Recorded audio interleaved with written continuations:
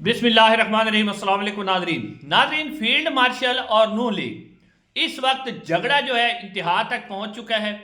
और ये मैं नहीं कह रहा, मैं आपके सामने राणा सनाउल्लाह साहब क्या कह रहे हैं वो आपके सामने रखता हूं उसका बयान, और सीनियर साफी अजमल जामी साहब ने क्या कहा है वो आपके सामने रखता हूं, और शहबाज शरीफ साहब और आसिफ अली जरदारी साहब ने किस तरह बहुत बड़ी गेम करते हुए फील्ड मार्शल साहब को इग्नोर किया है। उन्होंने एक बहुत बड़े इवेंट के अंदर उनको शामिल नहीं किया, वहां पर वो नजर नहीं आए। ये सारी डिटेल आपके सामने रखते हैं ताकि आपको इस वक्त क्लियर हो सके जो लोग कह रहे हैं। अब देखें ना, रावी भी कह रहा है कि जनाब कोई मसला ही नहीं है कि नोटिफिकेशन हो जाएगा, बस उसका प्रोसेस चल रहा है। मुनीफ फारूक कह रहा है कि इनकी जरूरत नहीं है नोटिफिकेशन रोक सके, और उसके साथ तलत हुसैन भी कह रहे हैं नोटिफिकेशन कोई नहीं रोक सकता।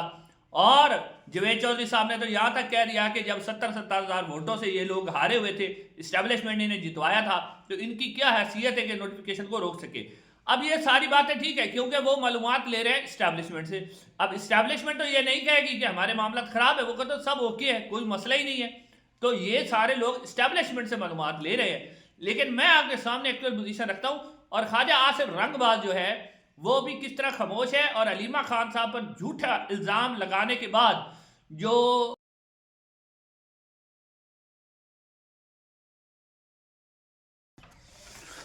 अच्छा, सबसे पहले अब मैं आपके सामने रखता हूं कि राणा सनाउल्लाह साहब ने क्या कहा है, और फिर इसके बाद अजमल जामी साहब ने क्या कहा है। अब राणा सनाउल्लाह साहब ने आसमा शिराजी साहबा के प्रोग्राम के अंदर कहा है, आसमा शिराजी ने उनसे सवाल किया कि राणा साहब नोटिफिकेशन क्यों नहीं हो रहा। तो राणा सनाउल्लाह साहब कहते हैं कि इस बारे में वजाहत तो वजीर आजम हाउस ने देनी थी, लेकिन वजीर आजम हाउस की तरफ से किसी किस्म की कोई वजाहत नहीं है, और मुझे कुछ मालूम नहीं है कि नोटिफिकेशन क्यों नहीं हो रहा। शायद अगले 3 या 4 दिन के अंदर हो जाए। ये कह रहे राणा सनाउल्लाह साहब जो वजीर आजम के इतने करीब हैं, वो हर मालूमात दे रहे हैं, लेकिन यहाँ वो कह रहे हैं कि मुझे तो पता ही नहीं है कि क्यों नोटिफिकेशन रुका हुआ है। और देखे शहबाज शरीफ साहब आपको उधर छोटे छोटे मामले पर वो ट्वीट कर देते, जैसे फलस्तीन वाला मसला था, उन्होंने कैसे ट्वीट किया था फील्ड मार्शल। आज शहबाज शरीफ साहब का एक ट्वीट सामने नहीं आया कि मसला जो इतना खराब है। ख्वाजा आसिफ ने भी एक ट्वीट किया था, उसके बाद उनका भी ट्वीट सामने नहीं आया। राणा सनाउल्लाह साहब कुछ नहीं बता रहे, ख्वाजा आसिफ साहब कुछ नहीं बता रहे, शहबाज शरीफ साहब का ट्वीट तक सामने नहीं आया, तो आप कह रहे हैं मामला सारा ठीक है। अब नाज़रीन अजमल जामी साहब क्या कह रहे हैं, नून लीग को खौफ किस चीज का है, लेकिन नून लीग भी अपना पूरा बदला ले रही, वो भी आपके सामने रखते हैं। अजमल जामी साहब क्या कहते हैं, अजमल जामी साहब कहते हैं कि नून लीग को इस वक्त डर है कि अगर ये नोटिफिकेशन हो जाता है, नोटिफिकेशन होने के बाद डंडा चलेगा और बिला किसी तफरीक चलेगा, किसी को माफ नहीं किया जाएगा। ये कह रहे हैं अजमल जामी साहब। अजमल जामी साहब के सोर्सेज जो है वो एस्टेब्लिशमेंट के अंदर मौजूद है। अब नून लीग को भी पता है कि जो ही नोटिफिकेशन हो जाना है 5 साल का, तो उसके बाद बस हम फारिग हैं, क्योंकि इस नोटिफिकेशन में 5 साल आर्मी चीफ भी और सीडीएफ भी दोनों का नोटिफिकेशन होना है 2025 से 2030 तक। 5 साल फील्ड मार्शल साहब को मिल जाने हैं। उसके बाद अजमल जामी साहब कह रहे हैं कि डंडा चलेगा और सबके लिए डंडा चलेगा। ये नाज़रीन बड़ी खौफनाक बात है। अब देखें, अगली खबर आपके सामने रखते हैं कि किर्गिस्तान के सदर जो है वो पाकिस्तान के दौरे पर आए हैं।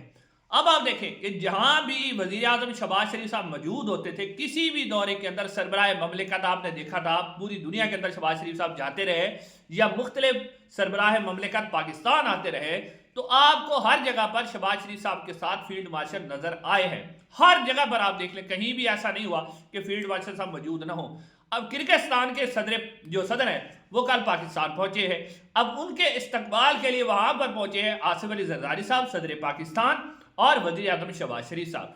वहां पर आप पूरी तस्वीर देख लें, किसी किस्म की कोई खबर नहीं है, ना ही वहां पर कोई तस्वीर आई, फील्ड मार्शल साहब कहीं भी नजर नहीं आए। तो यहां से भी आप अंदाजा करें कि शहबाज शरीफ साहब जैसा बंदा जो कि फील्ड मार्शल के बगैर तो वो सोता ही नहीं था, शाम को भी पूछ के सोता था कि कोई पैगाम तो नहीं आया हुआ, अब वो भी क्या कह रहा है कि इस अहम तरीन विजिट में जहां किर्गिस्तान के सदर आ रहे हैं, फील्ड मार्शल साहब मौजूद नहीं है, और आप देखेंगे कि किसी भी मुलाकात के अंदर वो मौजूद नहीं होंगे।